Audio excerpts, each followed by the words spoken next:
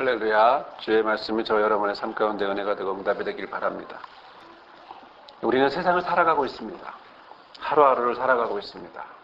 언제까지 우리가 살아갈지는 모르지만, 그러나 우리가 언제 태어났는지 기억도 나지 않지만, 그러나 우리는 오늘도 살아가고 있습니다. 숨을 쉬어가고 있고, 그리고 걸어가고 있고, 움직여가고 있고, 아침에 눈을 뜨고 밤에 잠을 자면서 계속해서 우리는 계속해서 몸이 움직여가며 마음이 움직여가면서 생각이 움직여가면서 살아가고 있습니다. 우리는 이렇게 살면서 우리의 바람이 있다면 잘 살고 싶다라는 것이죠. 행복하다 이런 말을 하고 싶다 이런 생각을 많이 하게 됩니다. 그러나 우리가 살다 보니까 삶을 지내다 보니까 과연 우리가 잘 살고 있어 나는 행복해 라는 말이 쉽게 나올까라는 생각을 한번 해보게 됩니다. 오히려 그런 것들이 불가능해 하는 것들이 더 많지 않을까. 내가 행복하고 내가 잘 살면서 그러면서 살아가게 하는 그런 요소들이 아닌 오히려 반대가 되는 요소들이 더 많지 않을까 그런 생각을 해봅니다. 내가 원해서 된 건 아니지만 그러나 우리 이 나라가 지금 흘러가는 모양들이 참으로 이런 많은 어려움들을 보이게 하고 있죠. 고유가 시대라 그래서 이제는 휘발유가 2,100원이 될 수도 있습니다. 이것은 우리의 발을 붙잡는 거죠. 쉽게 갈 수 있었고 또 가벼운 마음으로 갈 수 있었던 곳에 이제는 발이 붙잡히고 그래서 움직이기 힘드는 그런 모양을 만들어내고 있습니다. 2,100원 이게 쉬운 가격이 아닙니다. 쇠고기 때문에 이 나라가 지금 많이 어렵고 힘듭니다.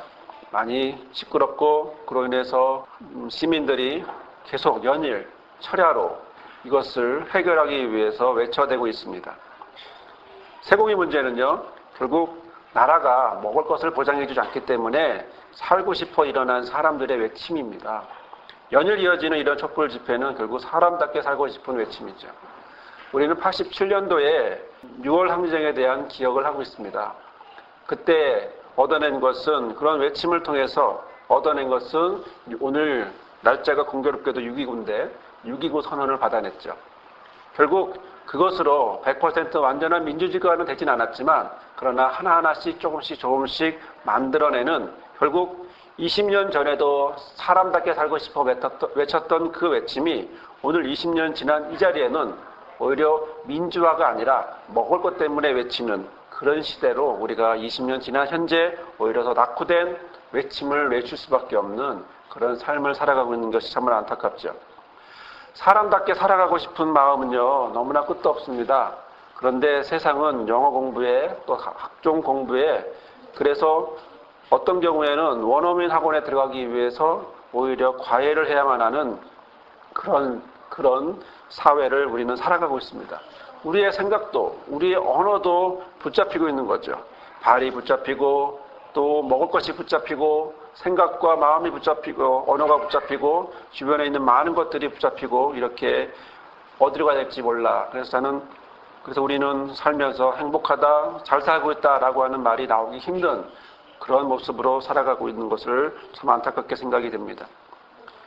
자, 이런 외부에 살면서도 이런 외부적인 것 때문에 힘들어하면서도 더 나를 힘들게 하는 것은 뭘까라는 생각을 해봅니다.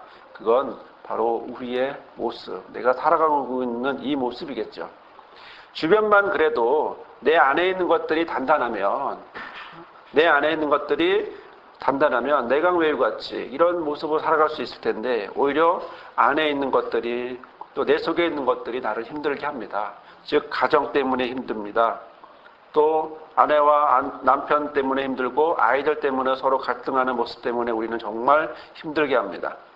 그러나 정말 힘든 건 그 가정 속에 아내와 남편과 아이들 때문에 아니면 시부모 때문에 힘든 것이 아니라 정말 힘든 건 뭐냐면 바로 그것을 바라보는 내 마음이죠. 내 마음이 바로 너무나 힘들고 그리고 그들이 잘못되었다고 하지만 실제로는 그렇게 지적하지만 그러나 실제로는 그들이 잘못했다기보다 그렇게 바라보고 생각하고 있는 내 자신의 마음의 문제 이것은 참으로 우리를 부담스럽게 하고 어렵게 하고 또 제일 큰 문제는 그것이 무엇이 걸림돌인지 모른다라고 하는 사실 때문에 더 힘들다라고 하는 사실을 저는 계속해서 깨닫게 됩니다. 얼마 전에 어떤 분과 상담을 하면서 내담자의 이야기를 들었게 되었는데요. 계속 상담을 하고자 원하지 않게 되었습니다. 왜냐하면 자신의 속 얘기를 하게 되었기 때문이라는 거죠. 자신의 속 얘기를 그냥 덮어두면 될 걸 괜히 꺼내서 마음이 힘들어졌다는 겁니다. 또 하나는 그 대상을 이야기하다 보니까 내가 괜히 그 대상을 욕했다라고 하는 그런 괴로움을 갖게 되었다고 그렇게 이야기합니다. 여러분, 과연 그가 그 대상을 향해서 욕을 했을까요? 괜한 것을 꺼냈을까요? 저는 그에게 이렇게 얘기했습니다. 예를 들어 내담자의 남편이 만약에 속이 좁은 사람이라고 한다면, 만약 정말 그렇게 그래서 나를 힘들게 한다고 한다면 과연 그 남편은 속이 좁은 사람일까요? 아니면 그렇게 보이는 걸까요? 이것은 굉장히 중요한 문제인데요. 왜냐하면 그가 정말 속이 좁은지 아닌지는 그 사람을 만나봐야 합니다. 그러나 내가 말하고 있는 내담자는 그가 속이 좁다고 말한다면 실제로는 무엇을 얘기한 걸까요? 그가 좁은 사람이라고 느낀다라는 거죠. 그 얘기는 뭐냐면 내 남편은 속이 좁은 사람이야. 그러므로 인해서 나는 그렇게 생각하고 그렇게 느끼고 그렇게 판단하고 그리고 나서 어떻게 되죠? 그리고 나서 나는 그것 때문에 힘들다라는 겁니다. 결국 그가 원했던 것은 덮어두고 싶다라는 거죠. 하지만 뚜껑을 덮어놓는다고 그 안에 있는 내용물이 안 나옵니까? 그 안에 있는 내용물이 그냥 그대로 안에 아무런 모습도 안 하고 가만히 있습니까? 그렇지 않다는 것을 우리는 너무나 잘 알고 있죠. 뚜껑이 있고 없고의 문제는 아닙니다.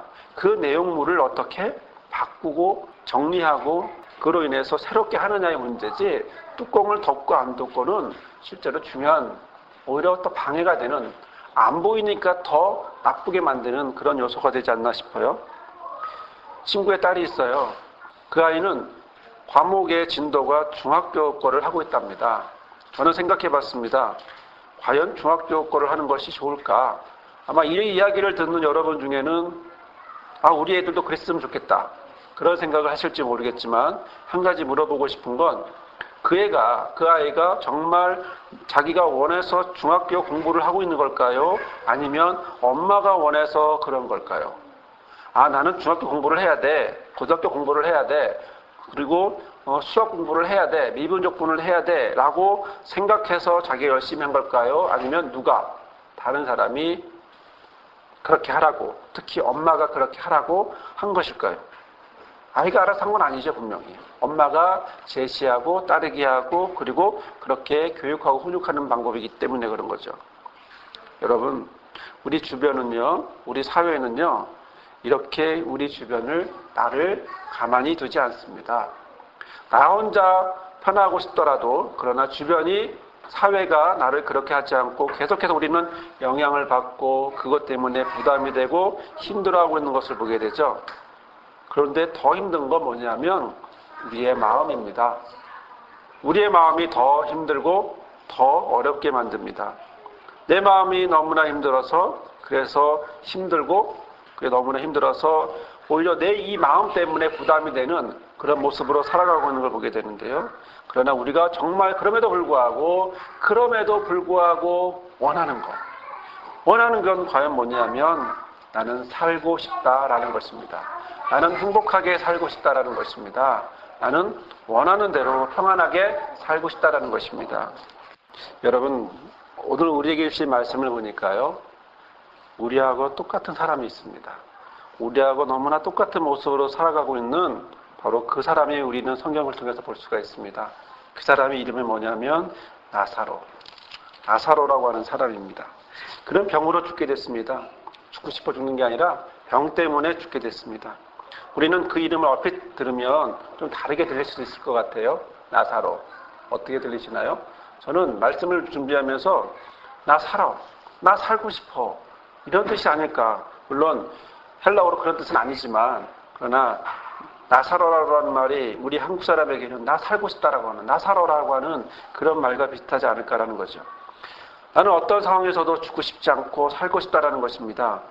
죽는다라는 것이 저는 오히려 어떤 상황에서도 죽고 싶다고 하는 사람들의 경우를 들어본 적이 없습니다.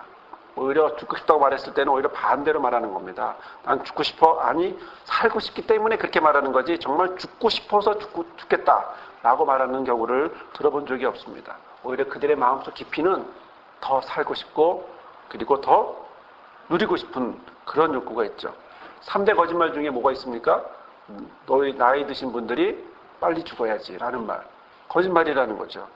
어떤 상황에서도 살고 싶어 합니다.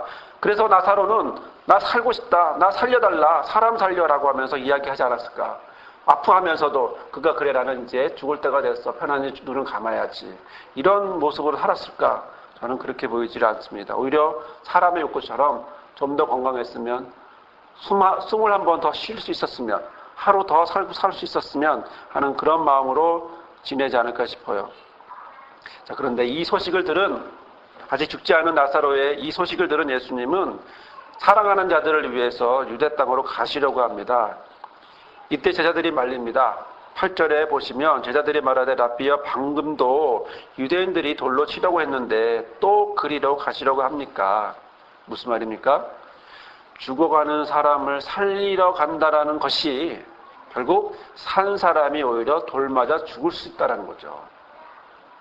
지금 사람이 죽어가고 있어요. 그 죽어가고 있는 사람을 살리러 갑니다. 살리러 가는데 지금 상황은 지금 살아있는 그가 오히려 돌 맞아 죽을 수도 있는 그런 상황이 된다는 겁니다.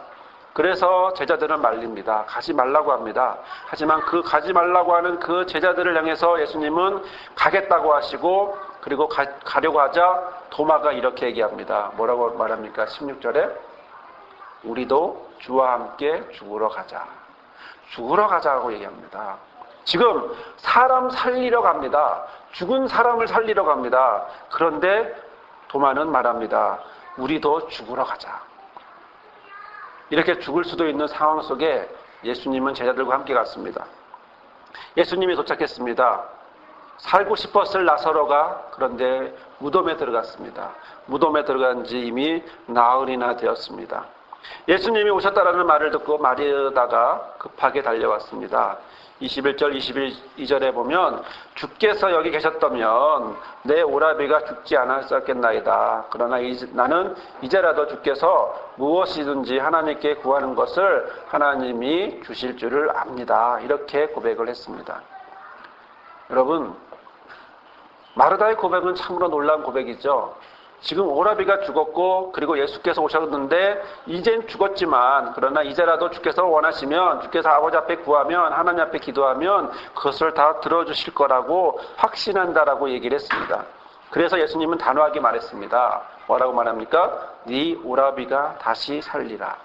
네 오라비가 다시 살리라. 네 오라비가 다시 살아나. 걱정하지 마 라고 말합니다. 그런데요, 방금 전에 이렇게 멋진 고백을 했던 마르다의 고백은, 그러나 이것은 믿음이 있는 것이 아니라 믿음이 있는 척이었던 것 같습니다. 왜냐하면 이렇게 말합니다. 그도 이미 익히 부활에 대한 이야기를 알았는지 마지막 날, 24절에 마지막 날 부활에는 다시 살 줄을 내가 아나이다. 무슨 얘기입니까? 아니요. 이미 오라비는 죽었어요. 죽은 사람이 살아나는 건 안 돼요. 당신이 말씀하신 다시 살아날 거라는 거, 나중에 먼 날, 그때 마지막 그날에 다시 살아날 거라는 거 압니다. 왜? 성경이 그렇게 가르쳐줬기 때문에. 자, 예수님은 지금 무엇하러 오셨습니까? 예수님은 지금 사람 살리러 오셨습니다. 죽은 사람 살리러 오셨습니다. 자기가 돌맞아 죽을 수도 있는 상황 속으로 사람 살리러 오셨습니다. 그 사람 살리러 오신 그분이 이렇게 마르다와 이야기하고서 다시 한번 그에게 말합니다. 과연 이 예수님은 그를 향하여 어떤 마음이셨을까? 우리가 짐작하고도 남습니다. 그에게 이렇게 말합니다. 25절, 26절에 나는 부활이요 생명이니 나를 믿는 자는 죽어도 살겠고 무릇 살아서 나를 믿는 자는 영원히 죽지 아니하리니 이것을 네가 믿느냐? 여러분, 상상해 보십시오. 사람이 병들어 죽었습니다. 그런데 예수님은 그를 조문하러 간 게 아니라 살리러 갔습니다. 많은 사람들이요, 19절에 보면 많은 사람들이 위문하러 왔는데 예수님은 위문하러 간 게 아닙니다. 오히려 그를 살리러 왔다는 것입니다. 상황도 지금 자신이 돌을 맞아 죽을 수도 있는 그런 급한 상황입니다. 이미 사람은 죽어서 무덤에 들어가서 나흘이나 지났습니다. 오히려 냄새가 날 정도입니다. 그런데 그를 향하여서 단호하게, 이런 위험한 상황 속에서도 단호하게 예수께서 말씀하시는 건 내가 부활이고 내가 생명이라는 거예요. 내가 부활이고 내가 생명이라는 겁니다. 나는 곧 부활이고 나는 곧 생명이다. 사실 우리 상황도 비슷하죠. 사실 우리 상황도 이런 모습으로 살아갑니다. 나사로처럼 나 살아달라고, 나 살려달라고 그렇게 외치며 살아가고 있는 것입니다. 병들어 있습니다. 사회가 병들어 있고 주변이 병들어 있고 모든 상황과 조건들이 병들어 있습니다. 게다가 행복하기를 원하는 내 가정도 병들어 있고 내 마음도 병들어 있습니다. 그래서 죽을 것 같습니다. 아니, 이미 몇 번이고 죽었을지도 모릅니다. 그런 여기에 무슨 희망이 있을까요? 이런 내 삶에 무슨 희망이 있을까요? 병들어 죽을 수밖에 없는 그런 모습으로 살아가는 이 사회와 이런 모든 모습 속에 그렇게 살아가고 있는 우리는 무슨 희망으로 살아갈 수 있을까요? 그냥 끝으로 끝나는 것이 아닌가, 끝장나는 것이 아닌가라는 거죠. 하지만 예수께서 제자에게 분명하게 말합니다. 나사로의 상황에 대해서 뭐라고 말씀하는지 압니까? 4절을 봅시다. 4절에 이렇게 얘기합니다. 예수께서 들으시고 가라사대 이 병은 죽을 병이 아니야. 무슨 병이에요? 뭐 하려고 이 사람이 병에 걸린 거예요? 하나님의 영광을 위함이야. 두 번째로는 아버지의 아들로, 하나님의 아들로 이를 인하여서 영광을 얻게 할 거야 라고 말씀합니다. 이로 말미암아 하나님의 아들이 영광을 보게 될 것이라고 말합니다. 여러분, 죽을 병이 아니라는 거죠. 내 상황, 죽을 상황입니다. 나사로같이 나 살려달라고 외치는 그런 상황입니다. 저와 여러분의 삶의 모습은 이런 모습으로 살아가고 있음을 정말 고백하지 않을 수 없습니다. 내 주변에, 내 사회를, 이 나라가 밤새도록 몇 달째 지금 철야로 이렇게 외치고 있는 이런 사회 속에서 우리가 외치는 건 사람 삭게 살고 싶다라고 하는 그런 외침입니다. 그런데 이런 모든 상황 속에서 주께서 원하시는 건, 주께서 말씀하시는 건 죽을 병이 아니라는 겁니다. 죽을 병이 아니라는 거죠. 하나님의 영광을 위해서 하나님의 아들이 이것으로 인하여 영광을 받게 하겠다라는 것입니다. 저와 여러분의 삶 죽을 병입니까? 그것 때문에 죽겠습니까? 하지만 이것은 죽을 병이 아니라 하나님과 아들이 영광 받게 할 모습입니다. 주변을 둘러보십시오. 내 가정을 보십시오. 내 마음을 보십시오. 어디 살아날 게 있습니까? 어디 떳떳하게 드러날 게 있습니까? 그럼에도 불구하고 영광을 드러나겠다라고 말씀하고 있는 것입니다. 그리고 아예 죽은 나사로의 죽음으로 힘들어하는 누이 마르다에게 말씀하고 있습니다. 25, 26절 다시 한번 말씀드리지만 나는 부활이요 생명이니 나를 믿는 자는 죽어도 살겠고 무릇 살아서 나를 믿는 자는 영원히 죽지 아니하리니 이것을 내가 믿느냐. 내가 곧 부활이요 생명이라고 말씀합니다. 그리고 무덤 앞에 가셨어요. 그리고 무덤 앞에 가셔서 돌을 옮겨 놓으라고 말합니다. 왜요? 무덤에 돌로 구멍이 이렇게 닫혀 있기 때문에. 그래서 돌을 옮겨 놓으라고 합니다. 그러면서 말씀합니다. 내 말을 믿으면 어떻게 해요? 하나님의 영광을 볼 거다. 40절에 말씀하시죠. 마르다에게, 이미 냄새가 난다라고 말하고 있는 믿지 못하는 마르다에게 말합니다. 네가 내 말을 믿으면 하나님의 영광을 볼 거야. 그리고 아버지 앞에 기도합니다. 그리고 사람들을 향하여, 그리고 주변에 있는 모든 사람들이 들리도록 어떻게 해요? 43절에 큰 소리로 말합니다. 나사로야 나오라. 나사로야 나오라. 그러자 죽은 자가 이미 죽어서 나흘이나 되고 수족을 배로 동요했는데도, 그리고 썩어서 냄새가 남에도 불구하고 그가 터벅터벅 걸어 나왔다는 겁니다. 요한복음 11장은 죽음에 대한 이야기가 기록되어 있습니다. 하지만 죽음에 대한 얘기가 죽음으로 끝나지 않습니다. 바로 부활로 이어집니다. 바로 그래서 요한복음 11장은 바로 부활의 장입니다. 부활을 말합니다. 예수님이 부활이다라고 말씀하고 있습니다. 여러분, 우리의 상황은 나사로 같습니다. 우리의 모습은 아예 나사로입니다.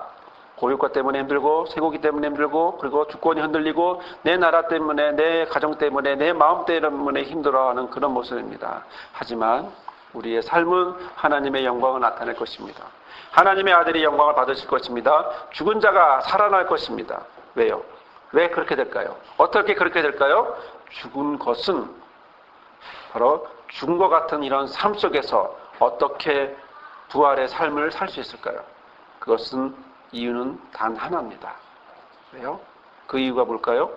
바로 그분이 나는 부활이요, 나는 생명이다 라고 말씀하셨기 때문입니다.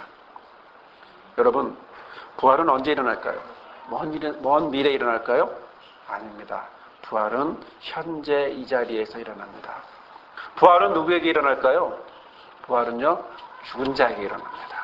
살은 자에게는 결코, 산 자에게는 결코 부활은 일어나지 않습니다. 부활은 죽은 사람에게만, 결코 살아있는 사람이 아닌 죽은 사람에게만 일어나는 것입니다. 그러면 부활을 통해서 받게 되는 건 뭘까요? 부활을 통해서 받게 되는 것? 생명이죠. 내가 부활이고 내가 생명이다 하는 것입니다. 우리는 예수를 받고 예수 안에서 살아가고 예수로 인하여 다시 살아나고 생명을 누리는 겁니다. 어제 우연히 2002년도에 목사 안수 받았을 때 찍은 영상을 보게 됐어요. 저는 그날 안수 받는 소감에 대해서 이야기를 했는데요. 그 영상의 내용은 이제 안수 받고 목사로 살아가게 될 내용에 대한 소감을 기록해 놓은 말했던 걸 찍은 건데요. 그 소감을 들어보면서 인상적인 표현이 있더라고요. 제가 벌써 몇 년이 지났으니까 쓴 내용을 기억할 리가 없잖아요. 그런데 다시 한번 그걸 보면서 다시 한번 생각이 나는데, 그것을 뭐라고 말했냐면 목사로 다시 태어났다 이렇게 표현하더라고요. 내가 이제 목사로 다시 태어났다. 목사로 안수받고 이전과는 달리 목사의 삶을 살게 되었다라고 고백하는 그런 고백을 들었습니다. 모든 물가에 씨를 뿌리고 소환하기를 그리로 모으는 너희는 복이 있다라고 하는 이사야 32장 20절의 말씀을 갖고 복회하기로 결정하고 약속하는 목사로 살겠다고 그런 결단한 것을 오랜만에 영상을 통해 보게 됐습니다. 생각해보면 또 하나의 결단이 있었는데요. 그 2006년도 4년 뒤에 있었던 겨울에 저는 이런 고백을 했습니다. 목사로 살고 싶다. 이 고백을 어색하고 이상할지도 모르지만 그러나 저에게는 굉장히 중요한 전환점이었고 굉장히 중요한 고백입니다. 왜냐하면 그전까지는 운명적으로 내가 목사로 살아간다고 고백했지만 그러나 이제부터는 내가 적극적으로 목사로서 살고 싶다라고 하는 삶의 결단을 했기 때문에 저한테는 2002년도 중요하지만 또 하나는 2006년도의 결단도 굉장히 저에게 중요하죠. 목사로서 살고 싶다. 어제 쉴만한 회복 울타리에서 우리 교회의 첫 성도이면서 또 주께서 허락하신 주의 자녀가 첫 세례를 받게 됐습니다. 참으로 은혜의 시간이고 정말 하나님의 베푸신 은혜가 놀랍다라고 생각합니다. 세례가 뭡니까? 세례는 죽는다는 것입니다. 세례는요, 죽어야 됩니다. 상징적인 의미로 세례는 십자가화에서 예수와 함께 죽고 그리고 예수와 함께 일으키는 그런 부활의 모습, 그런 부활의 믿음의 고백을 하는 그런 모습입니다. 그래서 세례는 세상 사람 아무개에서 예수 믿는 하나님의 자녀가 되는 아무개로 바뀌는, 예수 믿는 하나님의 자녀가 되는 성도가 되는 그런 모습으로 바뀌는 것을 이야기합니다. 삶은, 지금 우리의 삶은 죽음과 같은 그런 삶이라고 고백할 수 있습니다. 많은 부분에서 그렇습니다. 하지만 우리가 원하는 것은, 마음속 깊이 원하는 것은 무엇입니까? 우리는 살고 싶다라는 것입니다. 사람답게, 그리고 하나님 신 형상대로, 주께서 원하시는 대로, 뜻대로 우리는 살고 싶다라는 것입니다. 죽고 싶다가 아닌 살고 싶다라는 것이죠. 그러나 이것을 하고 싶다면, 이것을 정말 원한다면, 이것을 바라본다면 과연 우리는 어디로, 무엇을 해야 할까요? 그것은 바로 부활이요 생명이시, 내가 곧 부활이고 내가 곧 생명이라 말씀하시는 예수를 바라보기를 원합니다. 바로 그분을 바라볼 때 저와 여러분의 모습은 죽은 나사로의 모습이 아닌 다시 부활한 나사로의 모습, 바로 내가, 여러분이 그런 모습으로 살아간다는 것이죠. 왜냐하면 우리의 삶은 하나님과 아들에게 영광이 되기 때문입니다. 마지막으로 하나님 말씀 보겠습니다. 예수께서 가라사대 나는 부활이요 생명이니 나를 믿는 자는 죽어도 살겠고 무릇 살아서 나를 믿는 자는 영원히 죽지 아니하리니 이것을 내가 믿느냐. 아멘. 거룩하신 주님, 이 자리에 인도하여 주셔서 예수 그리스도께서 부활이시고 예수 그리스도께서 생명이심을 고백하게 하시니 감사합니다. 우리의 모습을 주께서 받아주시고 품어주시고 이끌어주시기 원하오니 주여 우리의 죽은 이런 삶의 모습, 주변 환경과 모든 상황 속에서 죽을 것 같은 이런 모습 속에서도 그러나 주의 모습, 부활이고 생명이신 그리스도를 바라보고 살아나는 그렇게 그러한 삶으로 하나님 앞에 영광이 되는 삶으로 살아나는 그런 모습 되게 허락하여 주옵소서.